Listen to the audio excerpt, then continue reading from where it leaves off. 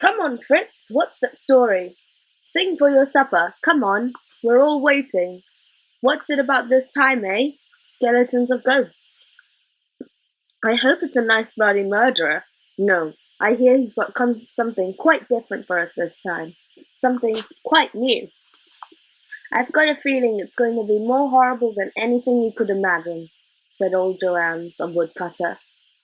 While the drinkers ordered more mugs of beer to see them through the story and fill their pipes and settle themselves comfortably, Fritz gathered up his manuscript and took up his place by the stove.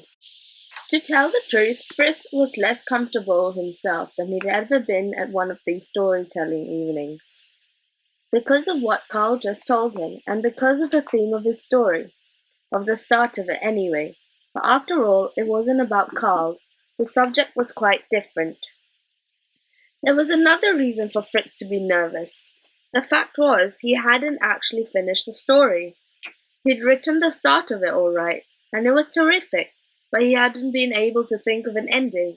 He was just going to wind up the story, set it going, and make the end when he got there. As I just said now, he was an optimist. We're all ready and waiting, said Burgomaster. I'm looking forward to this story, even if it does make my hair stand on end. What is it called? It's called, said Fritz, with a nervous glance at Carl. It's called Clockwork. Ah, very appropriate, said old Riggleman. Did you hear that, Carl? This is a story in your honor, my boy. Carl scowled and looked down at the floor. No, said Fritz hastily. This story isn't about Carl or the clock in our town. No, not at all. It's quite different. It just happens to be called Clockwork. Well, set it going, said someone. We're all ready. So Fritz cleared his throat and arranged his papers and began to read. Fritz's story. I wonder if any of you remember the extraordinary business at the palace a few years ago. They tried to hush it up, but some details came out, and a bizarre mystery it was too. It seems that Prince Otto had taken his young son Florian hunting, together with an old friend of the royal family, Baron Stelgotz. It was the dead of the winter, just like now. They'd set off in a sledge for the hunting lodge up in the mountains, well wrapped up against the cold, and they weren't expected back for a week or so. Well, what should happen but that only 2 nights later, the sentry on duty at the palace gate saw a commotion down the road, and heard the whinnying of the horses whining in panic, making a terrible racket, and it looked, though he couldn't be sure, as if a sledge was being driven towards the palace by a madman. The sentry raised the alarm and called for lights, and when the sledge got close enough, they could see it was the royal sledge, the very one the prince had already set off only just 2 nights before. It was hurtling up the road behind those terrified horses, and it wasn't going to stop, and the sergeant of the guard gave orders to drag the palace gates open quickly before it crashed. He got them open just in time. The sledge rushed through and then drove round and round the courtyard, for the horses were mad with fear and wouldn't stop. The poor beasts were covered with foam, and their eyes were rolling, and the sledge would be going around the courtyard still if one of the runners hadn't caught on a mounting block and turned the whole thing over. Out fell the river, and out fell a little bundle from the back of a sledge. A servant hastened to pick it up, and found little Prince Florian wrapped up in a fur rug, safe and warm and half asleep. But as for the driver, well, as soon as the sentries came close, they saw who it was. It was none other than Prince Otto himself, stark dead, as cold as ice, with his eyes wide and staring ahead of him. His left hand gripping the reins so tight they had to be cut loose, and this was the strangest part, his right hand still moving, lashing the whip up and down, up and down, up and down. They covered him up so the princess couldn't see him, and took little Prince Florian to her to prove he was still alive and well, because he was their only child.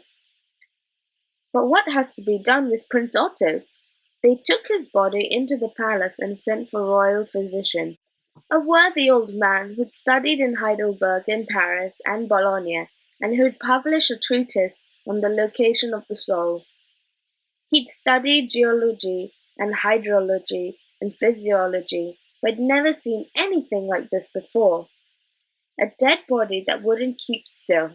Imagine that, stretched out icy cold on a marble slab, with its right arm lashing and lashing and lashing, with no sign that it was ever going to stop.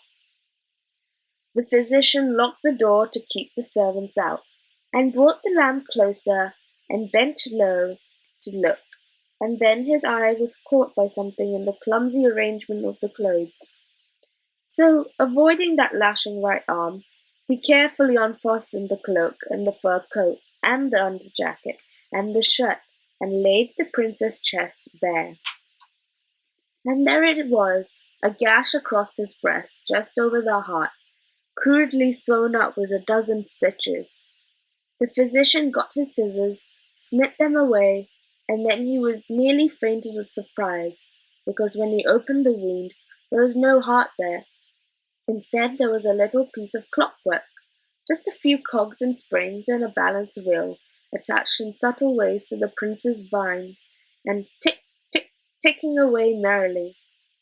In perfect time with the lashing of his arm. Well, you can imagine how the physician crossed himself and took a sip of brandy to calm his nerves. Who wouldn't?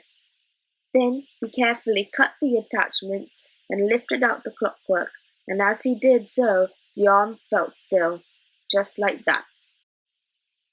As he got to that point in his story, Fritz paused for a sip of beer, and to see how his audience was taking it, the silence in the inn was profound. Every single customer was sitting so still they might have been dead themselves, except for their wide eyes and expressions of tense excitement. He had never had such a success. He turned the page and read on. Fritz's story continued. The physician sewed up Prince Otto's wound, and let it be known that the prince had died of apoplexy. The servants who carried the body thought differently. They knew a dead man when they saw one, even if his arm was moving. At any rate, the official version was that Prince Otto had suffered a concussion of the brain, and that his love for his sons had kept him alive just long enough to drive him safely home. He was buried with a good deal of ceremony, and everyone was in mourning for 6 months. As for what had happened to Baron Stelgratz, the other member of the hunting party, no one could guess. The whole affair was shrouded in mystery. But the royal physician had an idea.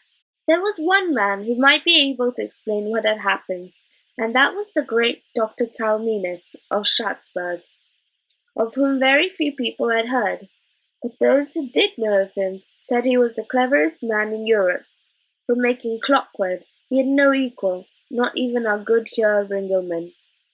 He could make intricate pieces of calculating apparatus that worked out the positions of all the stars and the planets, and answer any mathematical question. Dr. Kalmenius could have made his fortune, even if he wanted to. But he wasn't interested in fortune or fame. He was interested in something far deeper than that. He would spend hours sitting in graveyards contemplating the mysteries of life and death. Some said he experimented on dead bodies. Others said he was in league with the power of darkness.